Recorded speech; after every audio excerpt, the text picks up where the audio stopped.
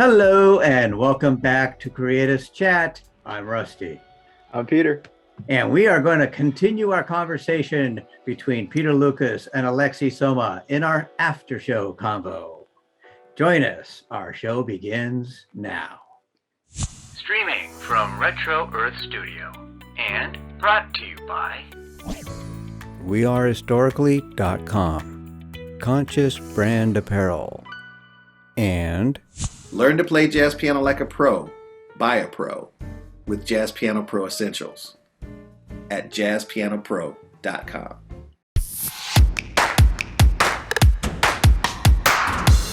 Let's meet Alexei. So in terms of like your recent experience in Peru, I mean, I know that these are very sacred experiences. So as always, whatever you're willing to share, but how has this recently kind of changed your perspective on everything happening currently? Because 3 months is a long time, especially to be going through those types of journeys. Yeah, I see what you. I think I hear the question. Kind of, how did it impact my thought process in relation to all this and where we are as people? That's a great question. You know, I think that what it allowed, it was the first time that I lived amongst people. These are the Quechua people who kind of we used to. They are the Inca, right? That land was their empire. I lived among Quechua people in this sacred valley, as it's called, and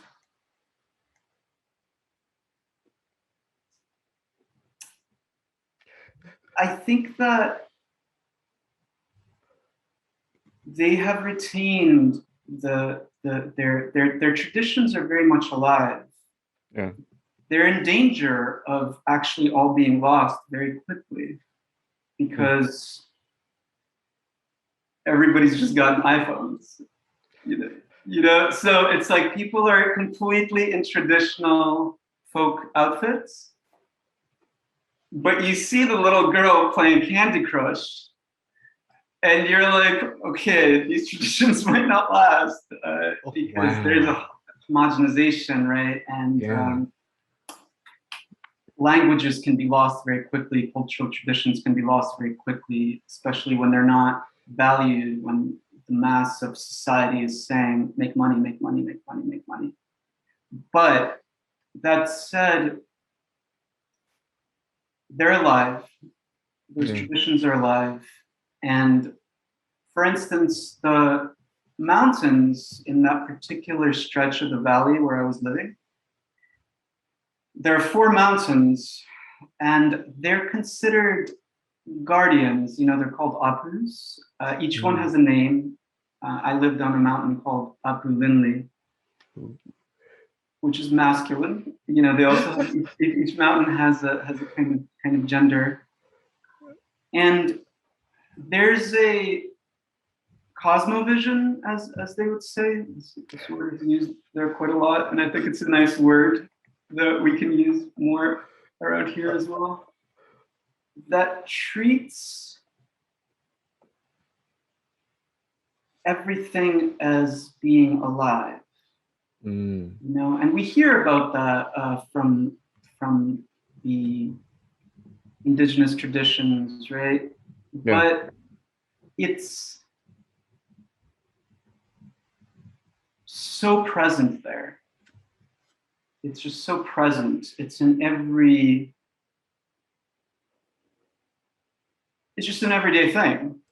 Everything's alive. Everything is alive. Everything is worthy of reverence. You know, the sun, you know, especially the sun and the moon and Pachamama, Mother Earth. And Yes. you know, these four sacred mountains, which you're seeing every day, and they're so beautiful. Yeah. And they really do feel like these presences, you know, and the stars, the Southern Cross is seen above you, you know, the Milky Way is seen. Yeah. So I think being there for 3 months and trying to learn, right? Just coming very much with kind of in the spirit that I'm coming from a village. And again, I love Philly. I love American culture, Russian culture. I think it's beautiful. We have a lot that's wonderful. Yeah. But again, poetically speaking, coming with the spirit that I'm coming from a village where the fire has gone out, and I need a coal that's lit, right? Yes. And I got to carry that coal back, and or you know, of course, I'm just one of the people trying to do that. Yeah. But I'm responsible for my actions, so I got to carry, at least try to get one coal back. Yeah, I gotta try to get one goal. I love it. Right? So we can relate it.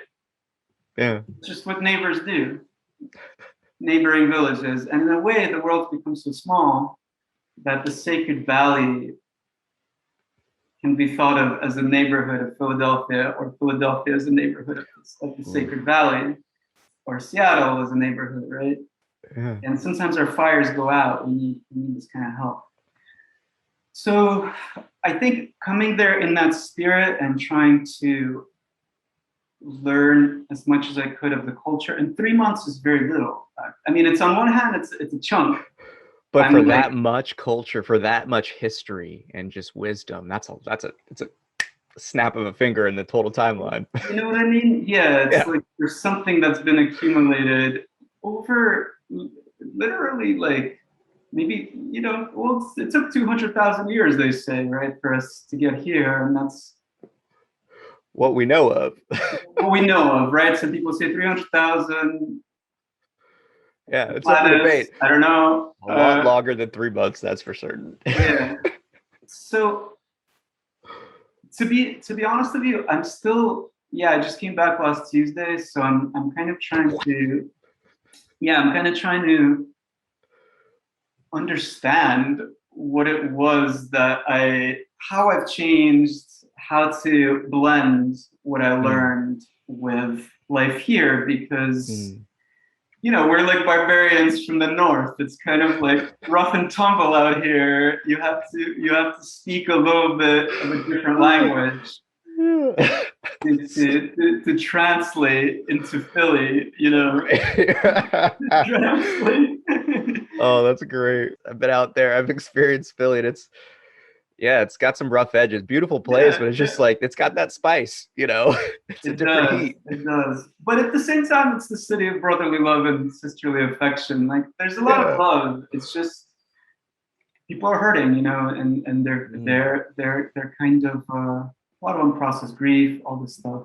But did that answer your question a little bit? 100%. I mean, the metaphor, just like the imagery that was coming up in my being was that coal, taking that one coal, that just ember,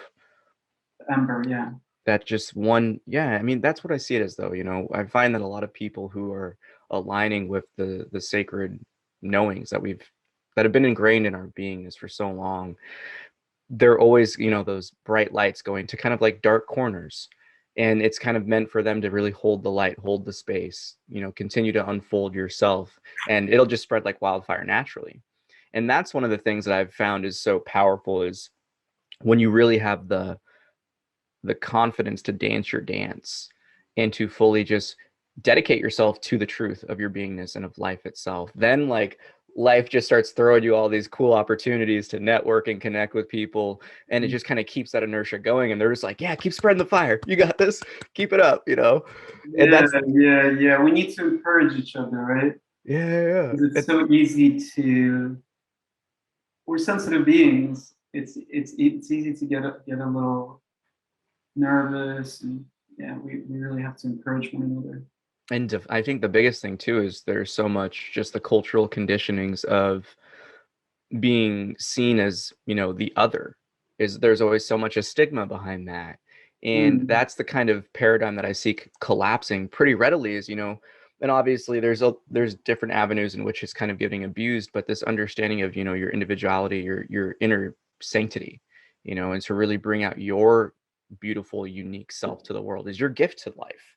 That is our role here, as I see it, or one of our main roles here, as I see it, is it is our jobs to fully clear the ground of our being so we can finally understand who we are in our heart. And then from there, it's just to dance it out and just to live life, you know, and to give our unique expression of the one full display so everyone can be, you know, exchange puzzle pieces, as I like to call it.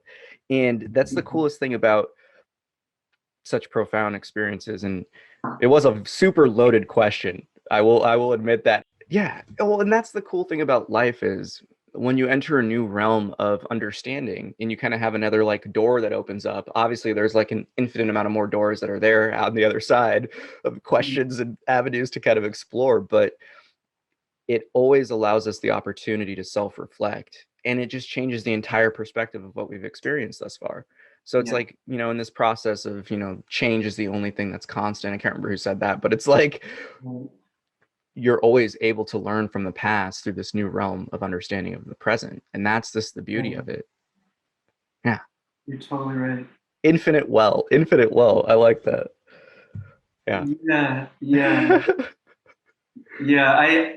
I've been writing songs after ceremonies. That's a way that I kind of integrated for myself. I'll have a certain experience and I'll write a song narrating the experience. And I've been doing it for a couple of years now. I have a bunch of songs written, and probably when I put the YouTube channel together, I'll also be sharing those. But, you know, one kind of bridge of a song, the words are, "Then we came down from the mountain, that sweet well remains a fountain still, and everyone can get their fill." Yes, bars. Anyone can get their fill. Bars. I love that. That's awesome. Oh my gosh, that's so powerful. I love that. And I think the wild thing, right? It's all still there for us. Yeah. Ooh. It's like that's been a big part of the teaching for me, that actually the first time that I drank ayahuasca, it was like, humanity is good. Y'all gotta stop hating on yourselves, basically. Because that's a big source of the problem, right? That we kind of, but all of these, that sweet well remains a fountain still. That's all I gotta say about that. Yeah, that's all that needs to be said. Yeah, that's the beautiful aspect of it. And I mean, it comes back to that point where it's like real recognizes real. The moment those types of words are really spoken from that place of the heart, they resonate deeply. They resonate on such a deeper level. And that's what I feel like, honestly, like that's the culture that's awakening. It's just, there's so many more people that just, they still lack that 1 ounce or drop of just courage or just validation to really act on it. But that's what I've seen more and more, is that there are current light workers, healers, however people want to call it, you know, shamans. I consider myself more of like, I kind of have like that shamanistic background from my heritage, and like knowingly, and certain experiences I've had, that we are the ones that are kind of here to utilize this opportunistic time of transition. Because it's just, as you said, it can go either way at this point, as I still see it.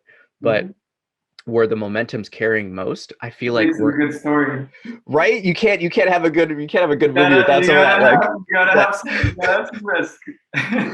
But that's what we're tapping into, is that just infinite potential of the now, where so many more people are. I feel like these types of community-driven, consciousness-led, heart-focused really manifestations are starting to come to fruition more and more, and the networks are beginning to form. And oh boy, do I have a conversation for you in the green room. But it's one of those things. Which I have a conversation for you later on, but I have a note for it so I don't forget. But there's something that in private we definitely need to discuss a few things, because there are a few happenings going on right now, just globally, where the time is now for us to fully bring these knowings in our heart to fruition. And I think that aspect of community is so important, that we transform the even the understanding of community. And it's interesting when you talk about like the Christian mysticism and really Jewish mysticism, Judaic mysticism, is just this concept of them talking about this return to that Christ consciousness, that universal love, where we're finally beginning to take that away from this kind of, I would say, exclusive perspective of it's an external thing. Right. And it's really more so we're awakening the Christ energy within us. And when we start to do this, then that's when we really bring this heaven on earth, and more people are aligning with that, of like, oh wow, I need to really treat the body, this gift that it is, as the sacred vehicle it is. And I really need to express my life and express myself in the understanding that everything is energy, that everything does have consciousness, that it's not just me saying something out into the universe. It's like, no, universe is listening.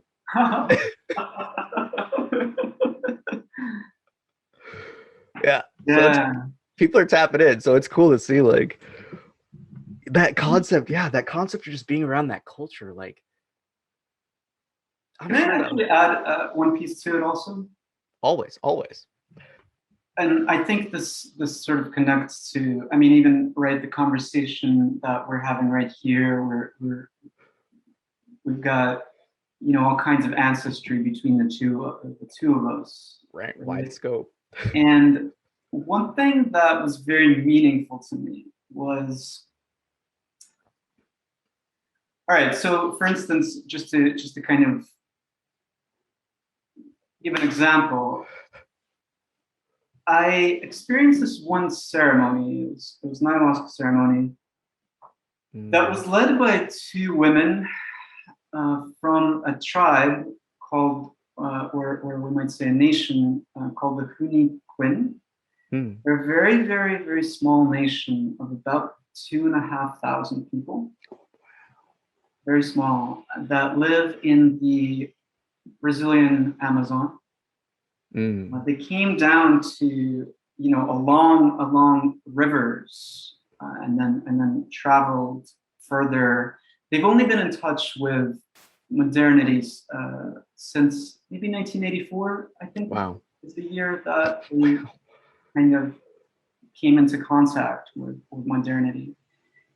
And they have an amazing culture. I actually really recommend everyone to research their songs. They have beautiful, beautiful music.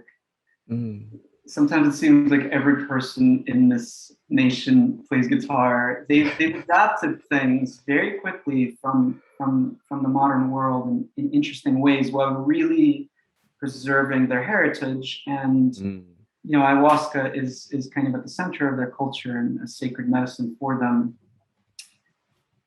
So they're in Latin letters, Huni, Huni, Quin, I believe spelled Kuin. I feel like people should know about their culture, because they're also fighting encroachment into their lands. They live in the forest, in villages. Long story short, these two women led this ceremony. But the cool thing, and they did a beautiful job. It was wonderful. So the thing that was really interesting, in addition to just trying to learn from the sacred plants, to learn from their tradition by kind of listening to their songs, because a lot of the time I'm like, okay, how y'all doing this? Like trying to bring an ember back to my village. Like how is this to be done? I'm just a student in that way. But one thing that was interesting to me was that the place where we did the ceremony was a large teepee that was built by Lakota people that came down to this town in the Sacred Valley and constructed this teepee for ceremonial purposes. Yeah. So those were, the Lakota people. These women were Quinn. There was a gentleman there who was acting as firekeeper, just keeping the fire going, taking care of us, who was Peruvian. I don't know his, kind of ancestral tribal heritage, but probably Quechua, I suspect. And yeah, I just loved the great respect. He was also speaking very highly of Cherokee. So the great respect that the nations down there have for the indigenous nations up here. And the welcoming spirit of like, let's heal. Let's sing. Let's sit by the fire. And let's do this all together. Yeah. There was another gentleman that I met who was, a Quechua traditionalist, Inca traditions. And during that particular ceremony in this Lakota teepee, and I meanwhile was, dressed up in a traditional Russian shirt, like in a bright red, Russian folk shirt. And it very much felt, I'm borrowing this phrase from a friend over there, like a kind of tribal United Nations. Yeah. You know what I'm saying? Yeah. And we're like sitting around the fire, and we've got the mountains and the stars and plants and music and the rattle. And we're figuring things out together. And him and I were speaking, he spoke some English, and I kind of pretended to craft a version of Spanish from the French that I know. We were able to communicate, and we became friends. And he kept on saying this phrase like, "The time is now." To act for Pachamama, as you would say, or for the earth. And that was cool. So I just wanted to add that layer to your question of change perspectives. Yeah. I felt very welcomed, and that gave me courage to, I think, continue reaching out to people that hold this knowledge intimately in their culture, right? Where it's learned from when you're a baby. Right. Because we gotta all be buddies so we can absorb it and spread it. That tribal United Nations. That hit so heavy. Yeah. I think that. Why does that phrase speak to you? I feel like that's been the lacking that has really been the kind of pivotal split of where humanity kind of continue to align in the tribes aspects, where they continue to align with their knowing of where we are in this world, what life I guess if you want to say like what life really is, if we can really say that, but it's like, but what our experience here really is, that unification with earth, that being that oneness energy, just the dynamic grace that is every experience, that we come to really revere this just gift of life.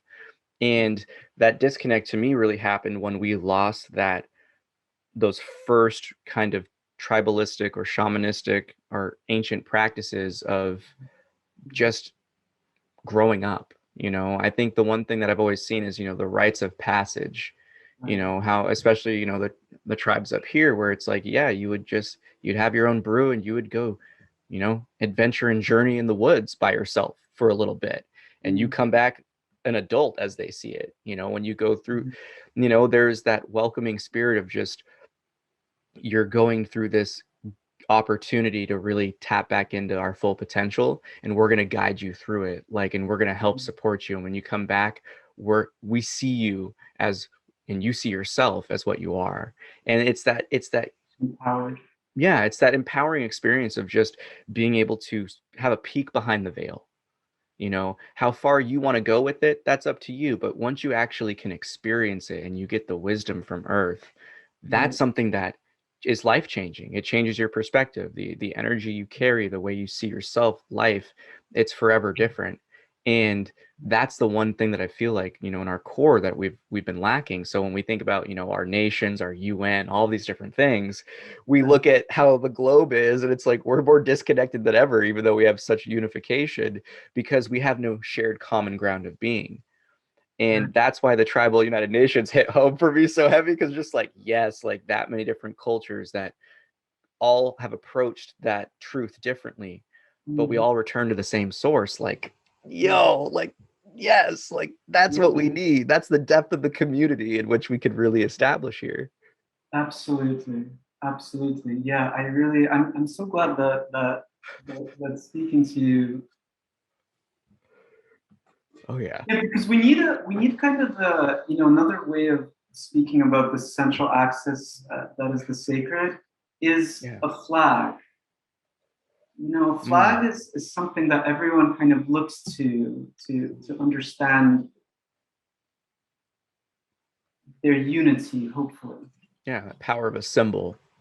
What's that?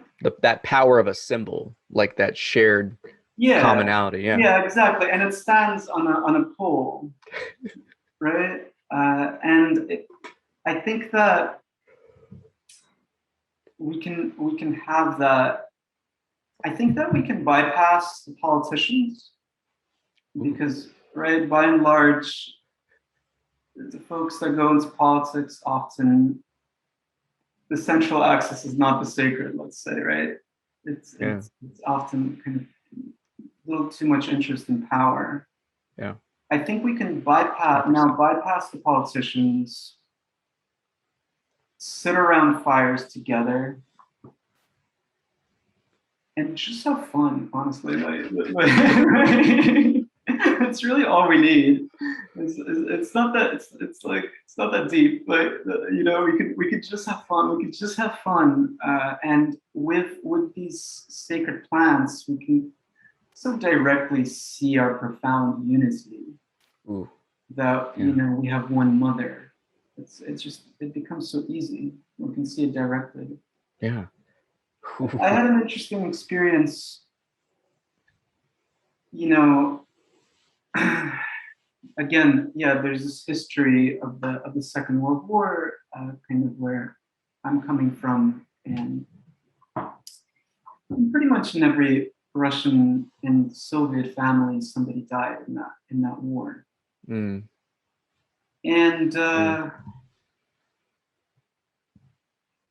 you know, I was always taught to respect and even admire the German people. My family has German friends, and you know, there's a lot of beauty in the arts.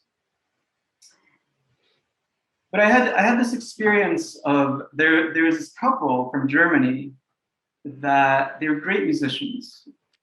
One of them, his name is Finn, is an outstanding accordion player. And Rafaela plays the violin, and they play many other instruments. Those are just the instruments I heard them play.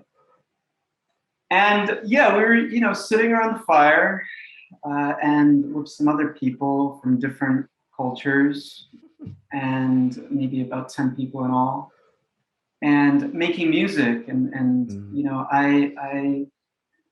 and they've learned these kind of gypsy melodies. And you know, this Balkan gypsy melodies that spread throughout Europe and into Russia. The Romani people are carrying these beautiful, just like melodies that make you want to move. And you know, I was also, of course, those melodies are very, very influential in Russian music. We were just making music together. And you know, I was singing some songs in Russian that they were accompanying. there are different people singing songs in Spanish. And I was just like, you know, I would die for these people. There's no power on earth that would ever make me harm these people. Yeah. You know, and that's all we need. It's so profound how love and just that understanding of interconnectedness can just transform any experience into, you know, those life-changing moments. And I think, right, you said it, just have fun, enjoy the play that life is. It's a beautiful gift. It's meant to be enjoyed and experienced in its fullest, you know, satisfaction and enjoyment. And I think that's one of the weirdest things about our culture is, you know, we have so many people that we're not supposed to have fun. You know, we always cap and limit like how much you can have fun, how much you can play. And it's like, what? That's against what we are as beings. And you see it as children, like you hear a baby laugh and in that hysterical laughter where it's just like it lightens everyone's heart, you know, it uplifts everyone. And that's the power that is love and happiness, is that it just, that joy radiates and it permeates into everything. And when you can have that as like a culture, you could have that as a community, you can have that as a shared experience, like those are bonds that never break. And they transcend all languages, cultures, colors, creeds. That's the coolest thing about it. Right? That sounds super powerful. I love that. Yeah, it's amazing. Well, yeah, I think that's the other thing. You know, fun. Somehow, sometimes in you know, spiritual circles, like things get a little serious. Yeah, 100%. But which is cool. But ultimately, I think it's like you remove the rocks, and the spring of that comes forth. You're joyful. You know, and it's very silly. You know, very silly and playful. That's an important thing about, I think, this world we want to build. There's a lot of play. Yeah, and that right there in that aspect of going against the conditionings of what really the human experience should be, where it's like, no, you're writing your own story. You know, life is here to help you paint the picture. If you're capping yourself internally, you're capping yourself experientially. And that's what I find is, you know, it's going to be interesting to see, because I feel like we're at a breaking point in society, but a lot of these internalized pressures and kind of self-imposed roadblocks are starting to kind of forcibly be removed for some people, where they're seeing that, you know, certain institutions aren't, you know, the truth above all else, that there is something more that speaks to their heart. And that's the cool, inspiring fact here is, when I hear about your experiences, it just sounds like there is such a depth of what is fully out there, and we're just starting to taste it. And it's that taste that I think people are going to get more addicted to and more in love with than anything else that we've ever had before. Yes. Yeah, I mean, it's really exciting, actually. Right. Yeah, it's really exciting, you know? So just in terms, so this is actually an interesting one, because I haven't actually had the chance to talk to someone with such a diverse background like yourself and expertise in this field, but we speak of Renaissance. And I think one of the things that, because from my mother's side of the family, it's a lot of native, but in terms of our Jewish, we're Russian, and I believe some, maybe even a little bit of Polish Jewish heritage that came from during all the wars and things like that. And I think one thing a lot of people still get caught up on is like the 80s American version of what Russia is. But Russia itself has had such kind of like a kind of religious renaissance, and kind of, I almost feel like it's been a return back into like the Christian mysticism from just the different kind of like some people that I've listened to, and just some of the, you know, the things that I've been looking into in terms of Russia's culture. It's very interesting to see how it's like, you know, the response to the war was really to kind of go a little bit deeper in terms of going back to the roots.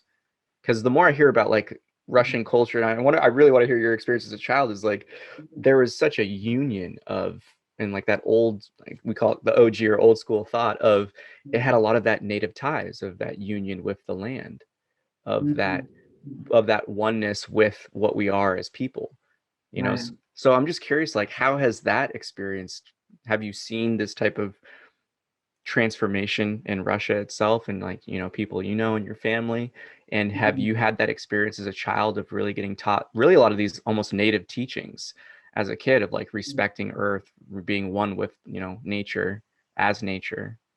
And yeah, I'm curious, let's dabble. That's a cool question, and I appreciate you asking that. Yeah. You know, I think that what happened in Russia was, first of all, the kind of pagan roots that were where, you know, it was this kind of nature worship that seems really, really important and we're thinking about and talking about. I don't think they ever fully went anywhere. You know, Christianity came, you know, around the year 1000, and Russia is certainly a very deeply Christian nation, and it's also such a big nation. It's very, there are many faiths. Oh yeah. There's a big part of the population that's Muslim. There are states in the country that are Buddhist, just like the majority is Buddhist. There are states that are shamanic. In you know, the Siberian lands. I mean, it's yeah, very powerful traditions there. I don't think that those pagan, like in many places, it just kind of all went a little bit underground. You know, it's in the fairy tales. Yeah. And the great Russian writers, they were always sort of nursed by, you know, there are often people that came from the nobility because only the nobles knew how to write at a certain point, until a certain point. Usually nursed by, you know, women from the countryside that knew all those fairy tales and raised them on those fairy tales. Yeah. And then they turned them into poetry, you know, great poetry and literature. So you really see there's all these amazing characters that are super pagan, and a lot of the symbolism is just so earthy, extremely earthy. I mean, even the seal of this kind of communist seal, which is this like big globe with a hammer and sickle.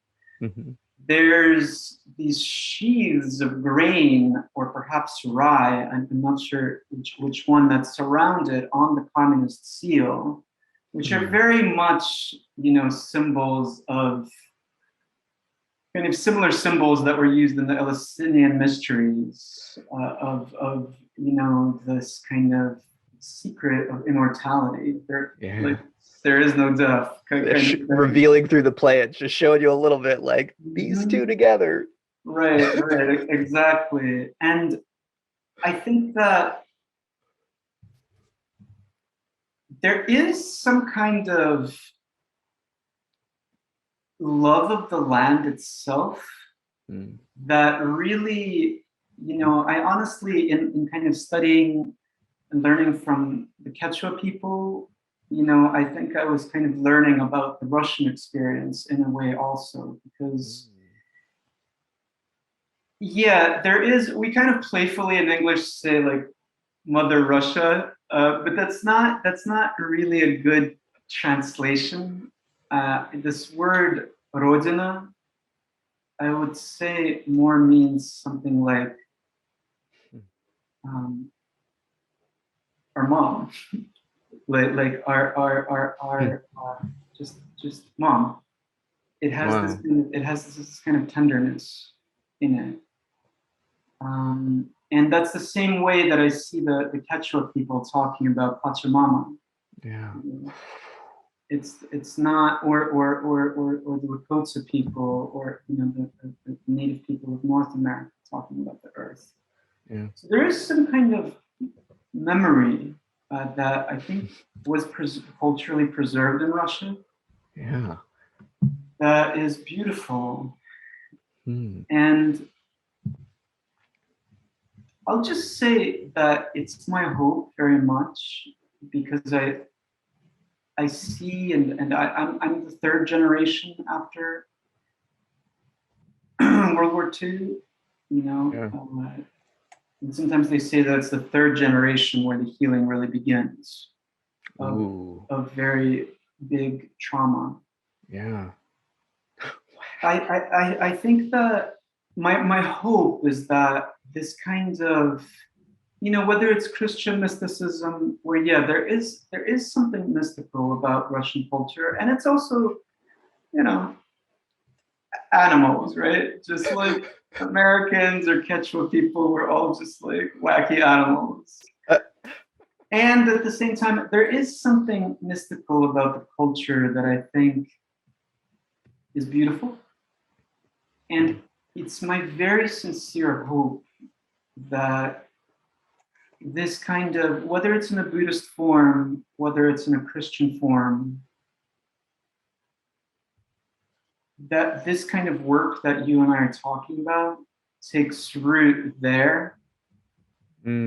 Because certainly in my work with these sacred plants, one kind of vision was,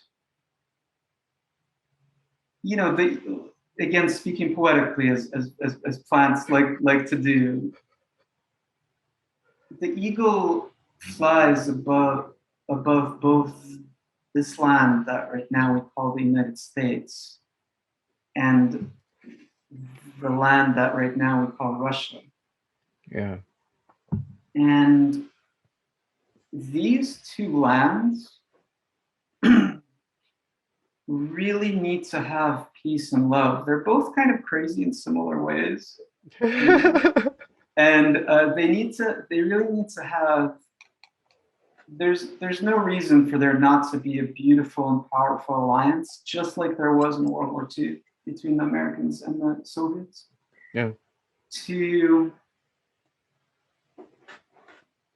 so to speak, get the house of the North in order, peace, so that all the houses can be in order and we can figure this stuff out together. Yeah. I hope that answers your question. I know I went on a Oh yeah. Oh yeah. Well, I like how you said that though, but it's something that's very close to my heart as a person of both cultures. Yeah, I can only imagine. And that's the one aspect of, you kind of see the vilification that like Russia has gone through in America, especially because just the way like government. Exactly. It's fear, and it's people honestly who are in power and confuse themselves, pitting us against each other. Yeah, the oligarch and the few we don't want to, we can dive into that aspect, but it's one of those things where it's like, yeah, the few corporations that really influence everything to keep division going, you know, and that's the reason why it's, the more I actually learn about kind of like Russian history and like, especially like, I didn't realize until, I'm trying to remember what it was. It was like, I think it was a documentary of some sort, but it was talking about like the impact of like Russian fairy tales and just how it had a lot of, because it was like the nature roots along all of those deep underlying messages. Mm-hmm. And that's the one thing that really stuck out with me, where I was just like, man, like that's something that we kind of lack here in America, where it's a beautiful thing to see a lot of that. You know, it's not as in depth in terms of like those deep kind of like nature ties as it is out here. It's more so lessons on don't be an idiot out here, you know. But like, you know, so it's the stories aren't as. I know what you mean. We've gotten a little disconnected from those old stories, or they've been a bit diluted. Yeah. But to hear that, like, it's still like those same stories have been spoken from generation to generation, you know, out there. It's like, I really respect cultural ties. So it's like, I've always tried to look into, you know, the depths of the stories is always the kind of, it reveals the core of what really builds up the people. Because I don't care about governments. You know, it's one of those things where government is a government, but the people are people. Like the Chinese people are way different than the Chinese government, you know, in terms of their ancestral and historical knowledge. And it's the same thing here, where I find it fascinating that it's the third generation that is often the ones healing the trauma, where it's just like fast forward and here we are, this third generation of really people coming from post this war. And it's these children that of that I've actually seen, you know, and from my own work, because I do like wellness and fitness stuff. So even the generation above me, healing some of them and helping facilitate their healing in the trauma that they've experienced, that again trickles directly from World War II. It's fast, and all these, I mean, obviously other world wars and things like that, but it's fascinating just to see that it is this kind of generational cue where it's like this third wave of beings is just like, all right, time to clean up. Like, it's really interesting. that's wild when you said that. I never connected that before. That's dope. It's interesting, right? Yeah, that's wild actually. Like, yeah, it's super wild. oh, that's so powerful. In just terms of the different retreat, or I guess you'd say the proven retreat that you did, like how did you even get introduced to it? Because that's just like a from Philly to Peru, that's a huge switch up. Right. I'm just gonna add one final point to that previous thread, yeah. if I may, and then I'll speak to that. And Do that final point is just, I really like. I think that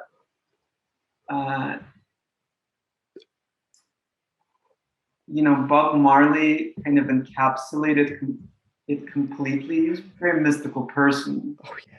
And really able to break through a lot of BS. Oh yeah. When he said, got to build our love on one foundation. Ooh. You ever hear that song, One Foundation?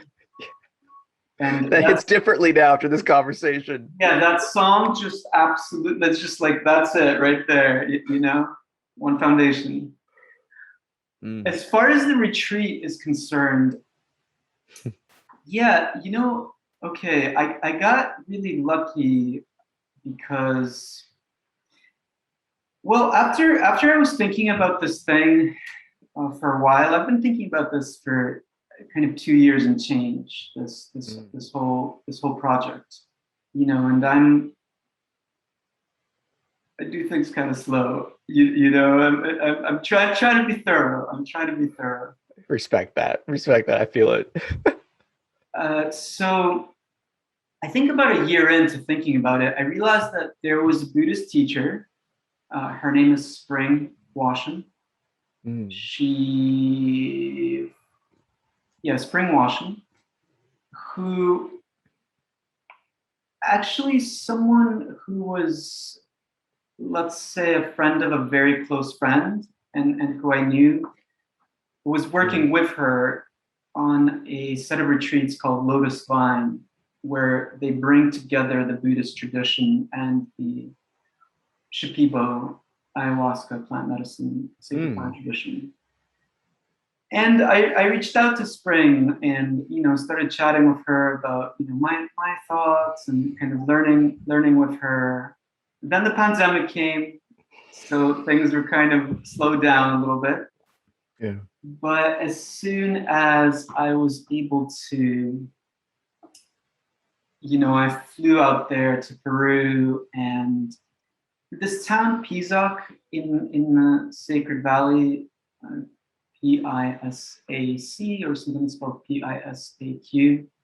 It's a really special place where, yeah, because the place is considered so sacred, and I think it does hold some kind of goodness, it attracts a lot of good teachers, you know, people who are authentic teachers.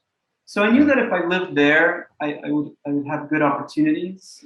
And, you know, I stayed there for 3 months, and 2 weeks of those 3 months were also spent with Spring and their team at Lotus Vine in this kind of retreat format.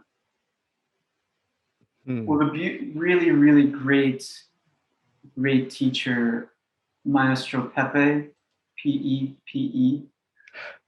And he's actually featured in The Last Shaman, which is on Netflix. Oh yeah. And it's kind of an interesting thing to check out. That movie, you know, it's not my favorite necessarily, but this main teacher that's shown in the movie, Maestro Pepe, is a very wonderful, very authentic teacher that I can really recommend anybody to work with. And right now he's working with Lotus Vine retreats. Ooh, Yeah. Okay. Yeah. That's interesting. So it's like, it's, I always find that's kind of how sacred medicine works, is that it kind of finds you in that way. Or it's just like you go on this journey of life, and then it's just like, hey, we just so happen to have all of this access and this pathway you could walk down. You're like, oh, okay, cool. Right. Yeah, well, it's kind of the doors opening once you're on that road, right? Yeah. It does really seem to happen, and it's really cool. See, that right there though is, I hope that the listeners can understand that you don't have to have this type of sacred mystical experience to fall in love with the subtle, simple magic that is life. Yeah. You know, I think that these types of experiences, they definitely offer you the opportunity to heal and transform, you know, and really strip away a lot of layers. But Mhm. ultimately, it just reveals to us what's always here and has always Yeah. been here. And it's just that deeper understanding once all the other distractions are gone, to really give it that time to be. And that's the experience that I've found has been the most powerful from my own, is that it didn't reveal anything I didn't already know within my heart. Right. And that's just like the deep intuitive knowing that all people have. That it's just Mhm. when we can finally have the experience to live it and know it, and you know, experiential knowledge is that highest form of knowing. It's just, it definitely can change you, and it will change you if you're open for the experience. But it, one doesn't need to necessarily have them to come into full realization of what is. No, Yeah. that's right. And to kind of emphasize that further, yeah, I think that's why I really like the idea of bringing together the Buddhist tradition with these traditions, because the Buddhist tradition, it's always pointing us just to the ground under our feet. You know what I mean? It's always just like right here, you know. Drink some water and, you know, breathe a little. Right? That's great. It's always And pointing and, at our and, I, and feet. I think that ultimately it's like we just need the knowledge of a loving grandma, Mm. basically. Mm. From, you know, sometimes I like to think, because when we immigrated, we settled in Jersey. So like a loving grandma from Jersey, just to highlight how basic, like you know, what a basic thing I'm talking about. Yeah. Just good, nice traditions. Hmm. That's really important. Is the culture, you know? Just, Yeah. And I think that that line of culture, we have this crazy, literally like once, and who knows how many times this happens in different societies or wherever, you know, like other cultures may exist, wherever, what plane or dimension or planet. But it's this opportunity where we can fully create a new culture based upon the old. And it's like, I want to bring it back to, you know, that like that trifecta where it's like we integrate the past, the present, and the future what ifs and what could be's, these potential, you know, to really fully tap into the infinite potential of this human experience. Because I can only imagine, you know, like I've always found this incredibly powerful, because it's like I turned 30 this year, I'm turning 31 in a few months. And I just think like, wow, I know I went through this so I could help others and help myself and, you know, come to this full realization of things. But imagine if we learn this as kids, oh wow, yeah, before any of these types of conditionings got set, yeah, before we really lost what speaks joy to us, you right, know. Can you yeah, imagine? Can, like, that's the summer for me. It's just like, that's the unknown of the potential of the future, where it's just like when we create this new world, when we create this community driven, you exactly. know, heart-based earth knowing being, like as the Yep, foundation, yep, yep, I'm like, I get giddy just thinking about it, because I'm just like, yo, I can only imagine like how dope life has become, like how awesome it could be for kids, like being able to fully yeah, have this full tool belt of just experience without the needless suffering.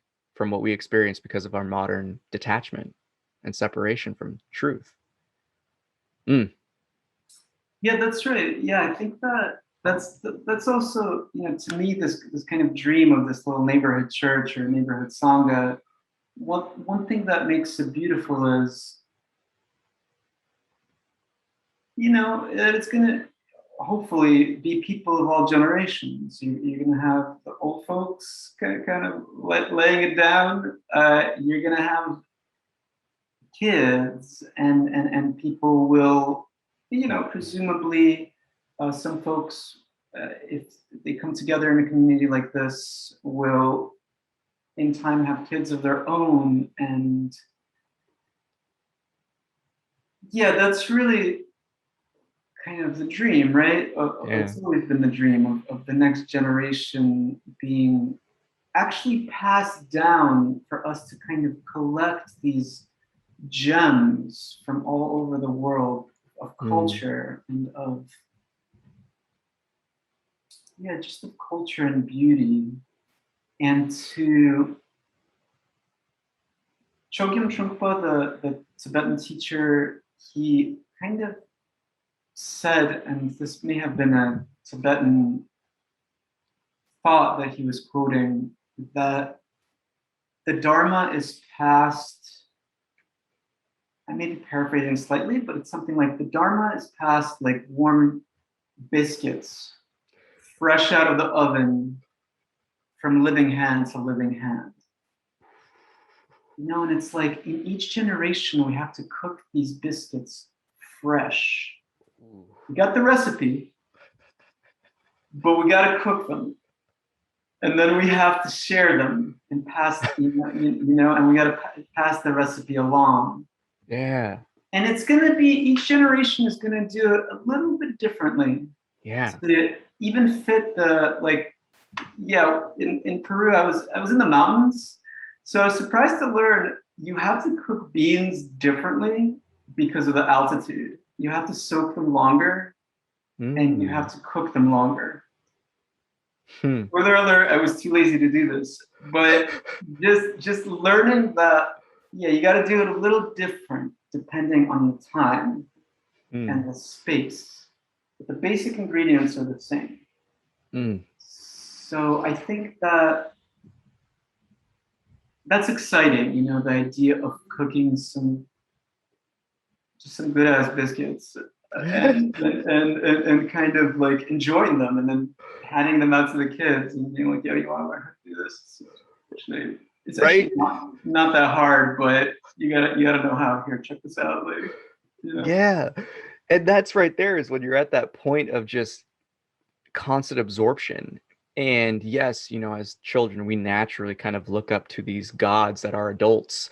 We look around how to people from the people around us. Like, if that's set in a way where you're just, obviously there's always going to be your own, journeys and tribulations that you have to go through in life.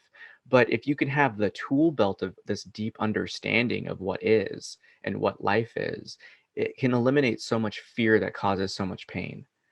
And that's the cool aspect about that biscuit analogy, where it's just like, yeah, we can really revamp this recipe and, make some delicious things for the future. Because Western science is just proving everything you're talking about, the importance of integrating the old and the new. Like, I'm trying to remember the university that was doing the study. It's been I think it's been replicated quite a few times now, but it's shown that a lot of the senior elderly population that has this opportunity to experience and like kind of mentor and take care of like kindergartners, preschoolers, their youthfulness comes back, their vitality is restored, they have so much more happiness and satisfaction that they've actually found that they live longer, cognitive function starts to return, and kids gain this deeper understanding of life.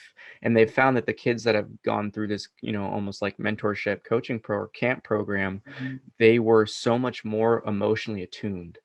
They were so much more able to process death. They were, I mean, obviously, and it comes back to even different studies of teaching philosophy to children, where it's like all these other, in terms of creative expression, art, music, math, literature, reading, all this different comprehension-based stuff, all of that gets amplified.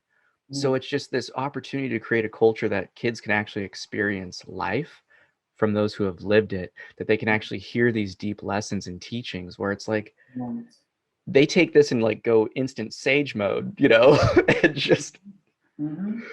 and then who knows, like these kids are probably all like in middle school and they're probably dope kids, but that's the stuff where it's like we don't even know the potential of what it could lead children to in terms of innovation, of self-discovery, of intuitive abilities. Like, oh, there's infinite potential. This is cool. Yeah, it's really interesting. I think that a part of this renaissance really has to be, the way we relate to our elders. Mm. Our current model in the US is kind of upside down. And Yeah. what kind of hope does that give us as we move through life? It's just like, I'm gonna get old and people are gonna mock me and put me in a nursing home. Like that is what I have to look forward to. How do you? That's terrible. And Right. and so wrong. Yeah, a society just can't flourish like that. Again, I just want to say, Alexei, thank you so much for staying around and tapping in. This has been an amazing conversation, and I can't wait to have the listeners tap in with this and yourself. I would say this for my final question for you. Yeah. In the last words of wisdom for the listeners, what was the most, if you could say there is one, what was one of the biggest kind of profound takeaways that the sacred teachings and the sacred plants and wisdoms taught you? Solid question. I would say that, before I connected with those ceremonies, I was a person who was very curious about these things being talked about in different spiritual traditions. I found them quite beautiful. And I was very much an agnostic. I kind of had one foot in one world and one foot in the other, so to speak. I think that kind of ceremonial work gave me a level of direct experience. And this is simply my perception, right? So each person has to see for themselves and use their reason. And I think reason is a good thing. Skepticism is a good thing. Yeah. With that said, those experiences gave me what I perceived as such a direct experience of this mystery that some would call the sacred. That's one word that we use.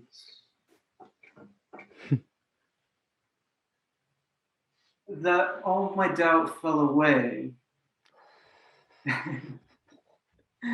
And I decided to really pay attention to that side of life.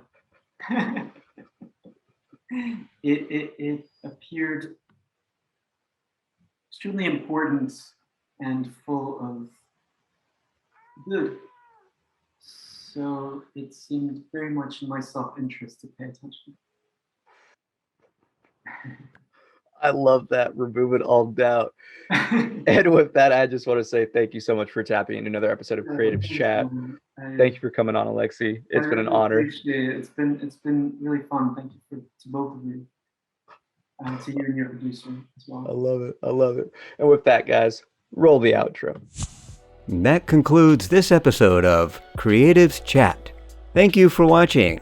Join us every Thursday at 3:33 p.m. Pacific Daily Time as creative minds get together and chat about who knows what. View more episodes on our YouTube channel. Don't forget to like and subscribe.